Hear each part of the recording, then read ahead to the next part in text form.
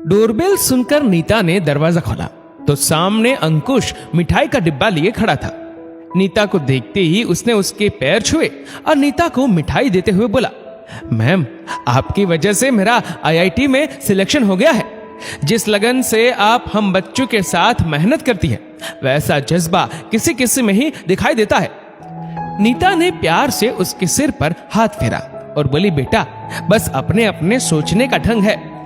थोड़ी देर बाद ही कई सारे बच्चे नीता के घर और आ गए। उनका भी कहीं ना कहीं अच्छी जगह सिलेक्शन हो गया था। नीता ने सबके लिए पिज्जा, बर्गर एवं सफेद रसगुल्ले मंगवाए। नीता ने उनकी सफलता का जमकर जश्न मनाया। उसके बाद सभी बच्चे अपने अपने घर को चले गए। बच्चों के जाने के बाद नीता अपने अतीत में खो गई। उसे याद आया कि शादी के कई साल बाद तक जब उसकी कोई औलाद नहीं हुई थी तो लोगों ने उस पर बांझ का ही ठप्पा लगा दिया था और शुभ कार्यों में बुलाना भी बंद कर दिया था। उसे यह देखकर बहुत बुरा लगता था। वह भगवान से हर दम औलाद के लिए प्रार्थना करती रहती थी। शायद भगवान भी उसकी प्रार्थना से प्रसन्न हो गए थे और फिर उसे पुत्र रत्न की प्राप्ति हुई।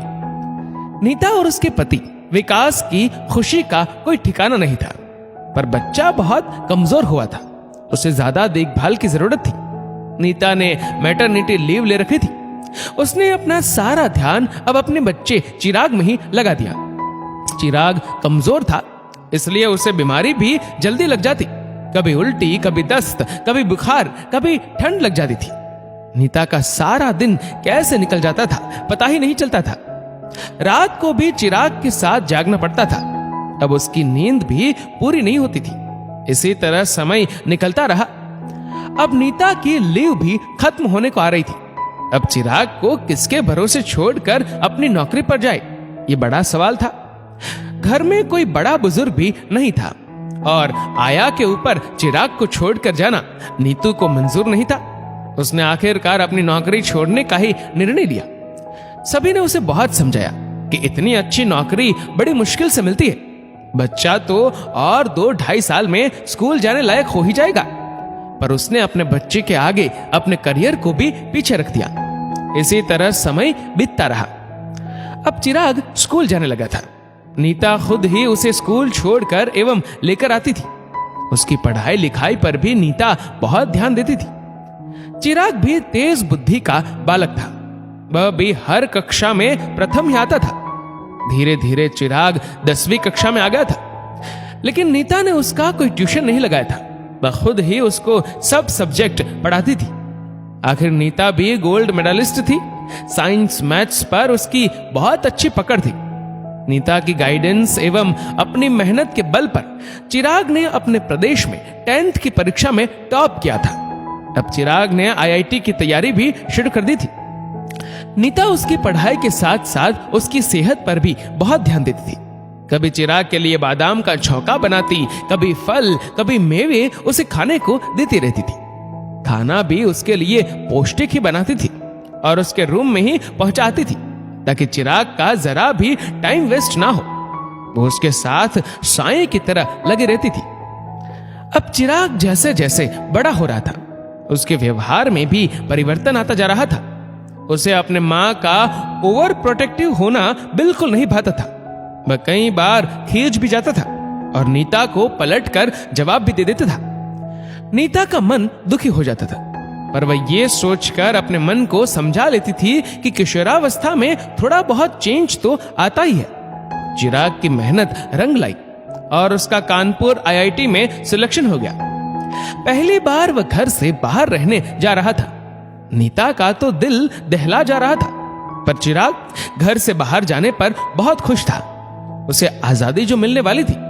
जब नीता चिराग को कानपुर छोड़कर घर वापस आई तो घर उसे खाने को दौड़ रहा था।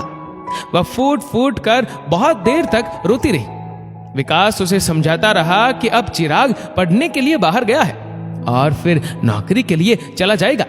अब हमें उसके बिना रहने की आदत डाल लेनी चाहिए। पर नीता कुछ भी समझने को तैयार नहीं थी। नीता चिराग को रोज सुबह खुद ही उठाती थी। अगले दिन सुबह को उसने चिराग को फोन करके उठा दिया। फिर लंच टाइम में और फिर शाम को क्लास खत्म होने के बाद भी उसने उसको फोन किया।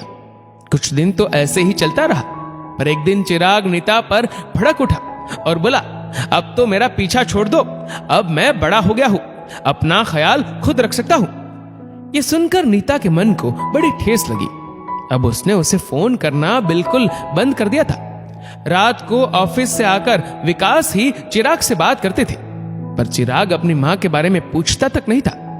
शायद नीता से बात करता तो वह उसे 100 नसीहतें जरूर देती, पर अब उसे नसीहतों की कोई जरूरत नहीं थी।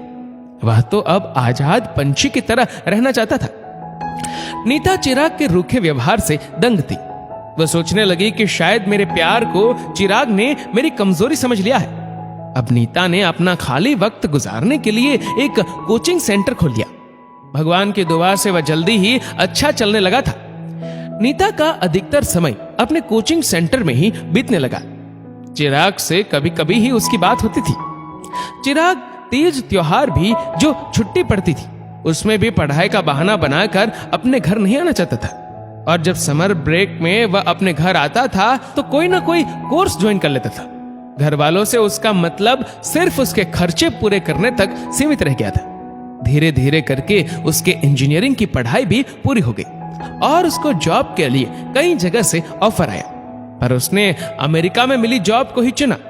नीता ने उसे अपने देश में ही नौकरी करने की बड़ी मिन्नत करी, पर वह ये कह कहकर कि जिंदगी मेरी है तो फैसला भी मेरा, इसमें किसी को भी दखल अंदाजी नहीं करनी चाहिए, और वो अमेरिका के लिए रवाना हो गया। अमेरिका जाकर चिराग का महीने में 2-3 बार फोन आया जा करता था। कुछ समय बाद उसने वही की लड़की से शादी भी कर ली, जिसकी सूचना उसने अपने माँ बाप को फोन करके ही दी। विकास एवं नीता को चिराग के इस फैसले से बहुत ठेस लगी। शादी के बाद से तो चिराग ने अपने घर से बिल्कुल ही नाता तोड़ दिया था। नीता एवं विकास को भी ये पूर्णतया समझ आ गया था कि बेवजह औलाद के पीछे भागना कोई समझदारी नहीं है। शादी के कुछ समय बाद जब चिराग की पत्नी प्रेग्नेंट हुई तो उसमें बहुत से कॉम्प्लिकेशन थे। डॉक्टर ने उसे बेड रेस्ट की सलाह दी थी। कोई अनुभवी औरत उसकी देखभाल के लिए चाहिए थी। तब चिराग को नीता की याद आई और उसने नीता से अमेरिका आने का आग्रह किया। चिराग की बात सुनकर नीता फिक्रमंद हो गई और उसका दिल पिघल गया था, पर अगले ही पल उसे उसका रूखा व्यवहार याद आ गया और वह चिराग से बोली कि मैं तुम्हारी वजह से अनेकों बच्चों का भविष्य नहीं बिगाड़ सकती हूँ।